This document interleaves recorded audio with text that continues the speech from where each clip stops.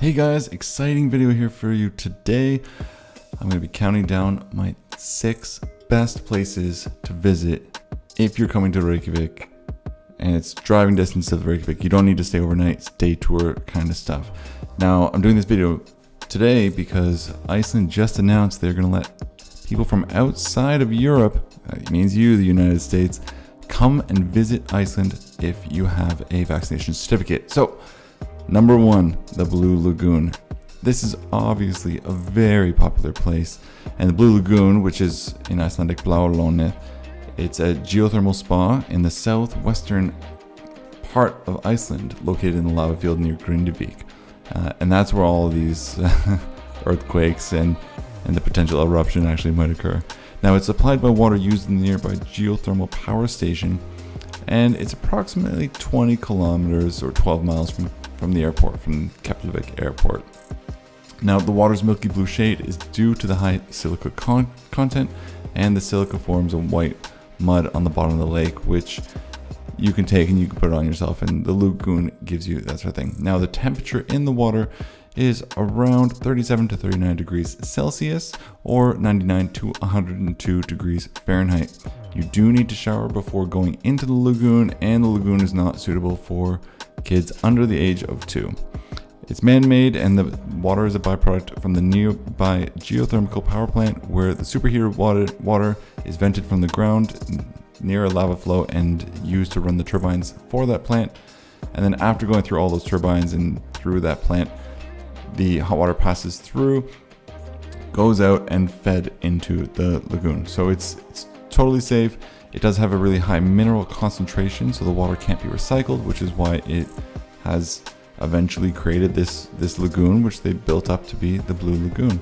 And the water does renew every 2 days, and the average pH is around 7.5, and the salt content is around 2.5. So you don't have a lot of stuff living in the lagoon, other than just some blue-green algae or stuff like that. So you don't need to worry about things like that. If you're thinking about going to the Blue Lagoon, it's you might have seen it in a lot of different shows. It was used for thermal spa scenes in the filming of the horror movie Hostel. I mean, it was on that Zac Efron Netflix show Down to Earth, as well as Keeping Up with the Kardashians. So, I mean, this place is everywhere. Definitely somewhere I would say check out. It can get a little bit pricey depending on what package you go with. I think the base package gives you a towel, a free drink, which has a swim up bar while you're in the lagoon, and of course you have the use of the changing rooms. Now, one important thing for all those that don't know, when you do go to the lagoon, you need to shower, and that shower you need to be fully naked while showering, so just prepare yourself for that. Moving on to number 2 is the black sand beaches in the south coast, specifically around Vik. Now, as Iceland is home to around 130 volcanoes, many of which are still active today, the black sand beaches actually rise up from those volcanic ashes. And it's when the molten lava enters the water and this violent interaction occurs between the hot lava and the seawater. So the lava cools down so rapidly that it breaks into debris and sand instantly. A huge amount of lava flow entering the ice-cold sea at once might produce enough fragments to create a new black sand beach in a couple of hours. So that is why you have the black sand beach. Now, all of the video here that you're looking is near Vik. I mean, it's very close. It's within driving distance outside of Reykjavik, and it is near a large volcano that erupted several times during the last few thousand years, named Katla. Moving on, we're going into the next place. I really love this place. It's the Glacier Lagoon. Now, this is the furthest that you are going to want to drive outside of the Reykjavik area, because I believe it's around a 5-hour drive. They do have trips planned for it. Now, a little bit about the Glacier Lagoon.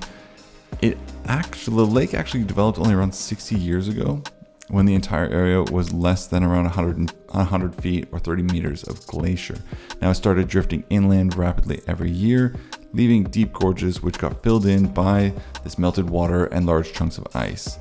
Now, these icebergs gathered at the mouth of the lake's shallow exit, melting down into smaller ice blocks and roll out into the sea. And so this glacier lake is now reported to have doubled in size in the recent 15-year period. Now the outlet glacier that feeds the lagoon is called Grindavik, and the outlet glacier is the only place in Iceland where a glacier meets the sea. The glacier is also responsible for the formation of a large outwash plain called Grindavik, or as we call it in English, the Diamond Beach. And I'm sure you have seen tons and tons of pictures of the Diamond Beach. So if you go all the way to the lagoon, make sure that you check out the Diamond Beach. Here we have a fan favorite, the geysers, or for this particular one, it's Strokur, and erupts much more frequently than the title card here, which says GLACIER. Now, GLACIER is what you would put into Google search if you're looking for this area, because geysers, Icelandic geysers, I mean, the name geyser actually comes from this particular area, and more specifically, the one that's not erupting as much. Strokur erupts much more frequently. It erupts to heights of up to around 30 meters or 98 feet every few minutes. So that's definitely the one that you're going to see, and that's the one that you see in all the other pictures. Also, they're all labeled, so you can take a look at where the original glacier is. Next up, we have, of course, what everyone I think comes to Iceland for, and that's the waterfalls. The good thing is that you do not need to go far in order to find some waterfalls, especially when we're talking about all of these places that are in the south coast, you know, the Black Sand Beach, or GLACIER. I mean, there's a waterfall, massive one right beside GLACIER in part of the Golden Circle. These waterfalls that you're seeing here are all part in the south coast, and it's very easy to get to. I mean, you can be driving down the street or down the road and you will see waterfall after waterfall. It is just so difficult to see all of them. The funny thing too is that some waterfalls are actually still being discovered.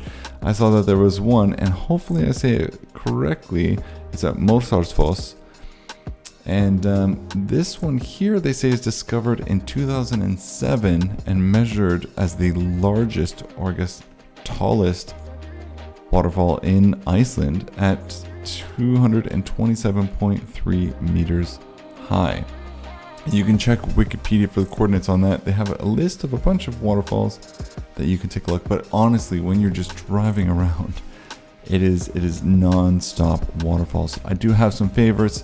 I mean, Svartafoss, Seljalandsfoss is in the south. Skogafoss is in the south as well. And those are basically, it's not a far drive, maybe 15-20 minute drive between the two. And these are ones that you can walk right up to. Again, here we have Skogafoss. Now this one you can walk all the way up.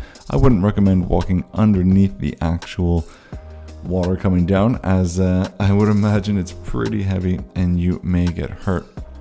But you can go up. There's a path to the right of this where you can go all the way up, climbing some stairs to the very top, where we can see as this camera goes up and you take a look at this beautiful landscape that we have, the scenery. So there's a path that you can actually walk.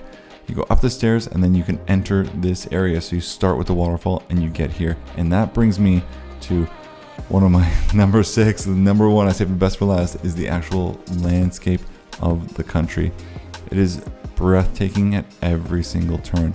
Even if you're sitting in the city or if you're outside the city, 10-15 minutes away, you get landscape that is just different everywhere you go. You land at the airport and it's just lava fields and moss or snow and mountains all around you. You go to the east and you got some forests. You go into the city and you have some small forests and you have lava areas. And as you're driving, it's just unbelievable. Every single turn you make is it's like a different world. It's absolutely breathtaking. And you'll notice that, especially if it's your first time coming here, you'll notice it coming from the airport where you land. As I said, there's a lot of lava field, and then all of a sudden the lava rocks stop and you're in sort of a different looking type of city. I found as well, if you do drive into the south, you'll notice it as well as you go over the mountain towards Selfoss, and you will see just how different it is. Once you get to Vik, again, very different. Driving further past Vik towards the south, all of a sudden it's just like sand. It's just flat sand, but then you also hit patches of lava rock. It's just, you have to take your car or take the rental or just take your bike, however you're traveling around, and just drive outside the city and take a look. There's a ton of animals that you're going to meet on the way, so make sure that you don't run any over, because I have seen some horses on the middle of the road and some sheep. But it's absolutely fantastic. I mean, you can take a look here at some footage just driving down the road. Breathtaking mountains in the background. You got the water, you got the ground, you got the mountain, you got snow caps. I mean, everything about it is fantastic. So with that being said, those are my 6 favorite. I mean, it's so hard to choose a favorite, but those are the 6 places I recommend that you check out if you're stationed in Reykjavik and you just want to do some day tours, and you want to be back to your hotel, or you want to be back into the city at night. The furthest, as I said, is Glacier Lagoon, 10 hours there and back, and then an hour checking it out. But hope you enjoyed the video, and if you did, hit subscribe and hit the like button. Comment on the places that you think are your favorite, and you know, maybe next video we'll do something in the north or the east, but those are just my favorite ones. So thanks for watching. I hope you enjoyed it, and I hope everyone is able to travel safely to Iceland again in the near future.